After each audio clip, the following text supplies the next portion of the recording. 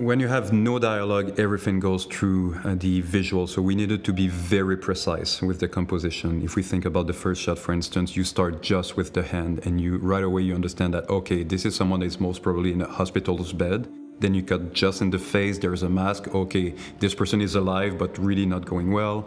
Then you cut just on the toothbrush, which means that, okay, there seems to be a family here and maybe they've been there for quite some time. You realize that it's not their first day in the hospital. They're living there. The kids are sleeping on that couch. They're playing on that floor. The dad doesn't have any shoes on.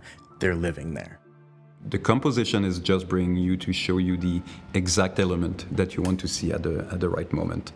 There are some shots that the dad feels completely compressed in the frame as well. That's a very conscious choice to kind of feel what dad is feeling at this moment. And then opening up at the end with a very wide angle.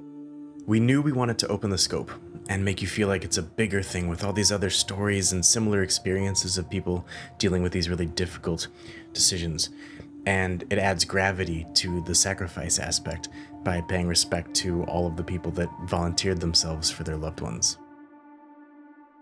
In terms of editing, it was all about the pacing.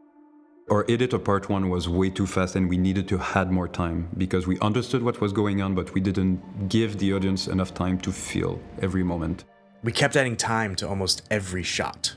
We found that to get these characters to live and breathe and make their thought process clear, it was essential to sit with them just a little bit longer.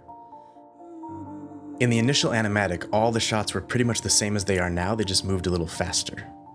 Because the animatic is just a couple drawings per second, and so when you have the back and forth between the mom and the dad, it's just a couple drawings. In a drawing, that gets boring pretty quickly because you get the shot and then you move on. But when you get to actually animating it and putting the performances in and getting the little eye darts and the nuance, you realize that you need a little bit more space to actually get those connections to work. And it gradually goes faster as the story progresses to a point that it even becomes a bit chaotic and overwhelming. And then it stops and we have a long shot afterwards to kind of create contrast. So for the first part, we wanted something that was very sober, very dramatic. We're in this hospital room, there's no real light source in the room and all of the light is coming from the hallway. And they had like the overhead fluorescent lights, like very stark lighting in the film. And that lighting also really helped accentuate certain emotions during the beats of like anxiety or sadness or fear. So that gave a very dramatic setting that was perfectly fitting with part one. In the second part, now it's a much more warm environment with the natural lights to give a very warm feeling, which become bittersweet when you understand the situation.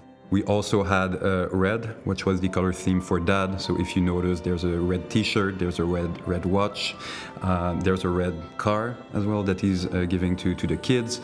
But it's also associated with foreshadowing the dramatic event that's going to happen. So you have red in the application that is looking for volunteers.